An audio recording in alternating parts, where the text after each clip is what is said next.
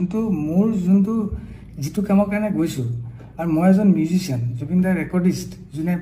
জানে মোক গম পায় বাকি প্ৰগ্ৰামতো মোক যোনে দেখে মই অকল গানটো দাদাক ৰেডি কৰি দিওঁ মই ষ্টেজত বজাওঁ ষ্টুডিঅ'ত ৰেকৰ্ডিং কৰোঁ গানখিনি বাকি আমাৰ এটা মেনেজমেণ্ট টিম আছে মেনেজমেণ্ট টিমে আমাক যদি কয় আজি অমুকত যাব লাগিব ইমান বজাত প্ৰগ্ৰাম আছে আপোনাক অমুক হোটেল দিয়া হৈছে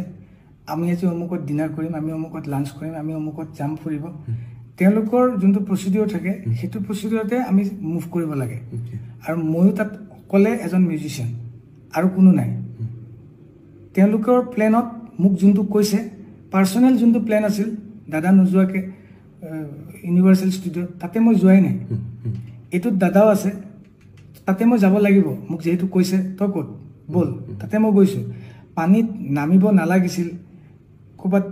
যাব নালাগিছিল সেইটো বস্তু মোতকৈ বেছি ময়োতো তাৰে মোৰ কাৰণেও নতুন জেগা এখন মই গৈছোঁ দাদাহঁতৰ সাহসতে গৈছোঁ মোৰো কোনো নাই আৰু দাদা তাতে সেনেকুৱা জেগাত আগত গৈছে সেনেকুৱা সাগৰত পানীত নামিছে মই নামিও পোৱা নাই সাগৰৰ পানীত মই তেনেকৈ নামিও পোৱা নাই তো মোৰ কাৰণে একেবাৰে নতুন দাদাই কৈছে নাম সাঁতুৰিবি ইয়াতে পাৰিবি ইয়াতে উঠাই দিব এবাৰ চাবলৈ চবৰে মন যায় তাতে যিহেতু এক্টিভিটি যিহেতু মই সেইটো বুলিহে নামিছোঁ তাতে মই দাদাক মানা কৰা দৃষ্টতাটো মোৰ নাই মই কৰিব নোৱাৰোঁ সেইটো